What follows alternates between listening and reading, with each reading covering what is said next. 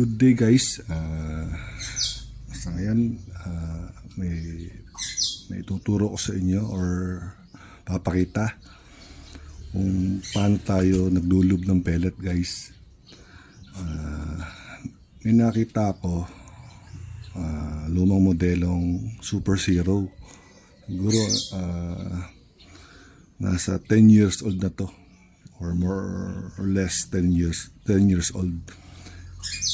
Ito malamang hindi ko itatago to na hindi lube. Pero guys, kung makikita nyo, dry na siya. Meaning, tuyo na yung lube niya.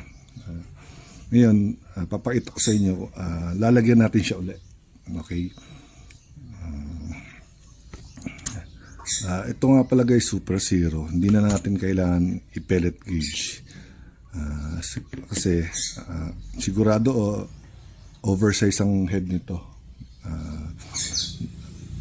Wala siyang undersize na kagaya ng JSB or PLW na naka-program sa imported Lothar Walther barrel, at saka may mga local barrel tayo na naka-spec na rin sa mga imported na bala, kaya hindi na natin kailangan gumamit ng gauge.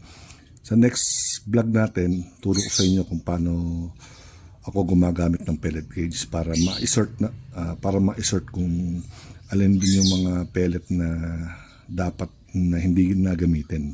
Sa ngayon mga bro, papakita ko sa inyo kung paano ko mag-lube. Ito muna bro, kuha kayong plastic. Ito. Then special mix ko. Ito yung pang-lube ko. Ito, konti na lang. Siguro, mahigit 15 years old na to. Sulit naman kasi gamitin to eh. Kasi, isa hanggang dalawang patak lang gagamitin natin.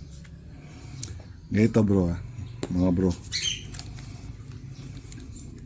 Simulan na natin ha. Yan. Then, magpatak kayo. Di bali konti, wag sobra.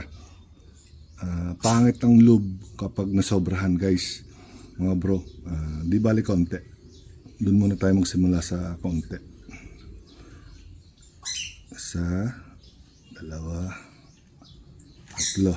Yan, mga bro. Tatlong patak lang muna ginawa ko. Then, ganyan nyo siya. Ikalat nyo sa plastic. Okay. Then, buksan nyo ulit. Maglagay kayo ng mga, tansyahin nyo lang mga siguro 100 to 150.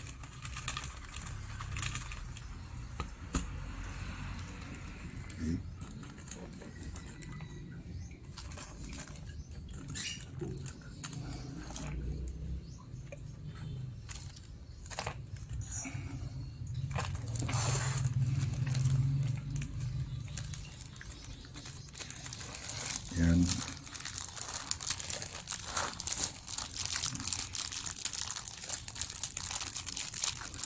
Ganyan ninyo guys.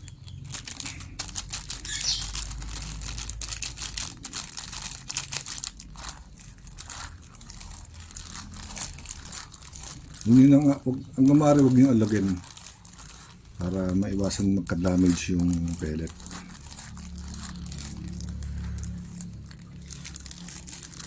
Tandaan nyo, di bali kaunti, huwag sobra. Pag sobra guys, magwa-wild yung pellet natin ha. Then, lagay nyo lang ulit sa isang side yung lube na. Yan. Medyo kumintab na siya guys. Oh. Tsaka pag hinawakan nyo, ramdam nyo talaga may lube. Okay. Yan. Shiny yung nilagyan natin ng lubrication. Tsaka guys, uunahin yung mag-lube bago mag-resize. Okay? Kasi yung sistema nung paghalo ng pellet sa sa plastic, kung magkaka-damage man, pwede pa siya ma-correct ng resizer. Hindi yung na-resize na siya, tapos saka natin ilulub.